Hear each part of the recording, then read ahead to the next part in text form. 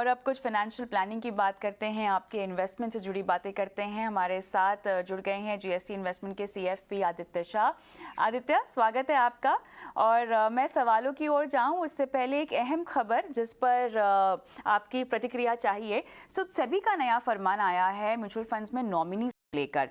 क्या बदलाव किए गए हैं और क्या है हाईलाइट इसकी? मैम, कई बार हमने देखा है कि बहुत सारे म्यूचुअल फंड इन्वेस्टर हैं।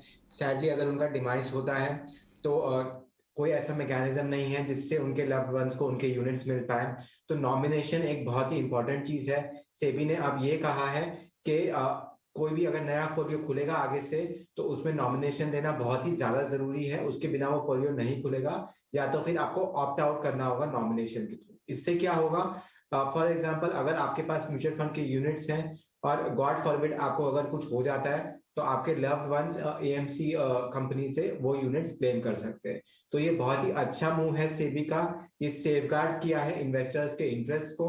और प्लीज जिन जिन लोगों ने अपने म्यूचुअल फंड इन्वेस्टमेंट्स के अंदर नॉमिनी नहीं दिए हैं वो प्लीज अपने लव्ड वन को नॉमिनी बनाएं, ताकि अगर आपको कुछ भी हो तो आगे जाके आपको बिल्कुल भी प्रॉब्लम ना हो। ये हम प्रोसेस कैसे करेंगे, इसकी प्रक्रिया क्या होगी, ऑनलाइन ऑफलाइन कैसे किया जाएगा ये आदित्य? मैम, बड़ी सारी एएमसी जो है वो ऑनलाइन का प्रोसेस भी शुरू कर रही है।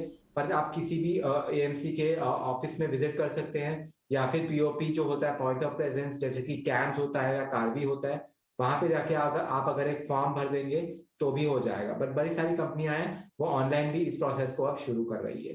तो ये करना बहुत जरूरी है, ऑफलाइन या ऑनलाइन कैसे भी इसको कीजिए। ये आपके इंटरेस्ट को सेफ गार्ड करेगा। चलिए, तो यहाँ पर हमने आपको बताया कि किस तरह से सेबी ने कहा है कि आपको अपने इन्वेस्टमेंट्स, म्यूचुअल फंड इन्वेस्टमेंट्स में नॉमिनी को नॉमिनेट करना है, और इसकी प्रक्रिया समझाई है आपको आदित्य ने। लेकिन आदित्य, अब थोड़ा ना सवाल जवाब का एक रैपिड फायर राउंड आज हम करेंगे। हम दर्शकों को फोन लाइन पर ले तो रहे हैं, और कृष्णा उपाध्याय जी हमारे साथ जब जुड़े तो उनसे बात भी करेंगे। और इनका पोर्टफोलियो हालांकि आपके पास होगा। इन्हें 4 साल में 30 लाख रुपए इकट्ठा करने हैं, और राशि निवेश करनी है, कैसे करना है इनको, ये सब कुछ जानना है आपसे। इनके पास एलआईसी की जीवन लक्ष्य पॉलिसी ना पहले से ही मौजूद है। फोन लाइन पर ये हमें मिले आदित्य, हम इनसे और डिटेल्स लेंगे, लेकिन तब तक जीवन लक्ष्य कैसी पॉलिसी है? मैम, सबसे पहले तो जीवन लक्ष्य पॉलिसी इन्वेस्टमेंट नहीं रहेगी। वहां पे जो रिटर्न्स हैं वो बहुत लो रहेंगे। तो उस पॉलिसी को पहले इवेल्युएट कर कीजिए कि आपने कितने प्रीमियम भर दिए हैं, कितने प्रीमियम बाकी है, सबसे पहली बात। दूसरी बात, जो आपने गोल्स बताए हैं उसके हिसाब से अगर मैं 10 से 12% का रिटर्न मानूं कि अगले 4 साल में आपको मिलेगा, तो आपको 50,000 की मिनिमम एसआईपी करनी होगी अपने गोल्स की तरफ रीच करने के लिए। आप ये कहेंगे कि कौन से म्यूचुअल फंड्स में इन्वेस्ट करें। मैंने थोड़ा सा लार्ज कैपिश बायस रखा है क्योंकि जो गोल है वो बहुत नियर टर्म है।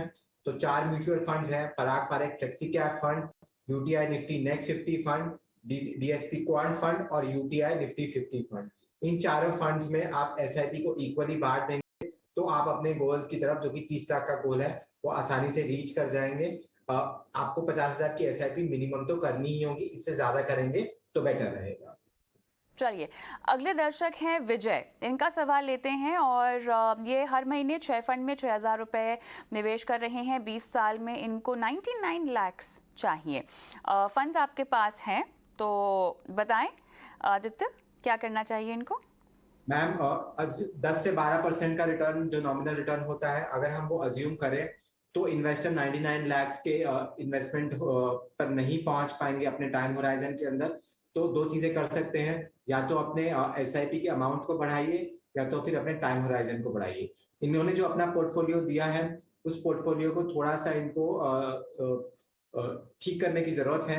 4 फंड अगेन यहाँ पे मैंने दिए हैं: एक Parag Parekh flexi cap, UTI Nifty next 50, DSP का स्मॉल कैप फंड और Motilal national 100 funds of fund. जब ये फंड खुल जाएगा, अभी फॉरेन में इन्वेस्टमेंट करने की रोक है आरबीआई की तरफ से, जब ये फंड खुलेगा तब इस फंड में इन्वेस्ट कीजिए। आपके पास लंबा टाइम होराइजन है तो स्मॉल कैप फंड में इन्वेस्टमेंट को ज्यादा रखिएगा, बाकी बाकी में थोड़ा सा कम इन्वेस्ट करेगा तो चलेगा। बट डिसिप्लिन रहिए और इन्वेस्ट करते रहिए, तो आप शायद अपने गोल की तरफ पहुंच पाए।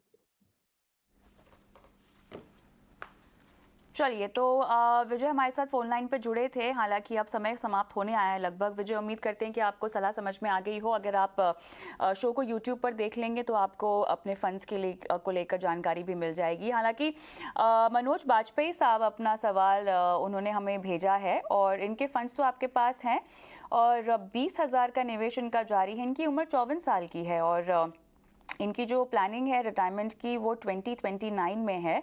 तो जीपीएफ की वैल्यू इनके पास जो निवेशित है वो 15 लाख है और 20,000 का निवेश तो ये कर ही रहे हैं। बताएं, इनकी प्लानिंग में थोड़ी सी और डिटेल की ज़रूरत होगी क्योंकि रिटायरमेंट के लिए पूछना चाह रहे हैं। आदित्य, बताएं।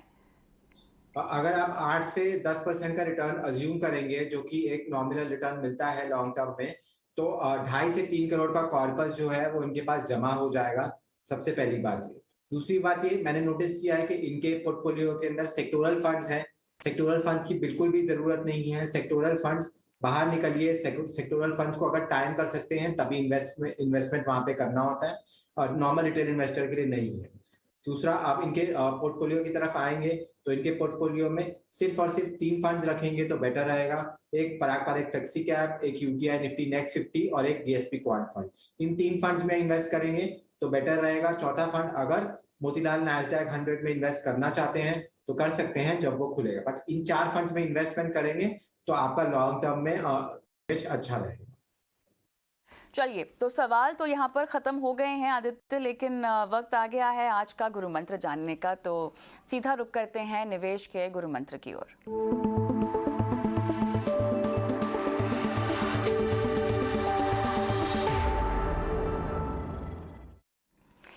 तो आदित्य, हम देख रहे हैं चौतरफा गिरावट है। देखिए, भारतीय बाजार हो या विदेशी बाजार हो, और ये गिरावट लंबी चलने के भी आसार हमें दिखाई दे रहे हैं। कम से कम उतार चढ़ाव तो रहेगा ही रहेगा।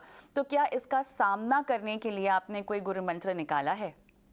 मैम, जैसे कि हम भारतीय थाली में खाना खाते हैं तो रोटी सब्जी दाल चावल होता है, वैसे ही आपके पोर्टफोलियो के अंदर एसेट एलोकेशन के तहत सारे एसेट क्लासेस होने चाहिए, यानी कि डेट, इक्विटी, रियल एस्टेट और गोल्ड। अभी हम देख रहे हैं कि इक्विटी के अंदर 2 साल का नेगेटिव रिटर्न है, बट अगर आपने डेट, रियल एस्टेट और गोल्ड में इन्वेस्ट किया होता तो आपके पोर्टफोलियो में आपको पॉजिटिव रिटर्न भी दिखता। तो जैसे ही थाली में बड़ी सारी चीजें होती है, वैसे ही आपके पोर्टफोलियो के अंदर सारे एसेट क्लासेस में थोड़ा थोड़ा इन्वेस्ट कीजिए, एसेट एलोकेशन को फॉलो कीजिए, और इक्विटी जब गिरे तो बिल्कुल भी घबराइए मत, क्योंकि आपको ज्यादा यूनिट मिलते हैं और लंबी अवधि के नजरिए से वेल्थ क्रिएशन में बहुत हेल्प करते हैं। तो ये जो गिरावट है वो पॉजिटिव है और एसेट एलोकेशन को फॉलो करके आगे बढ़िए।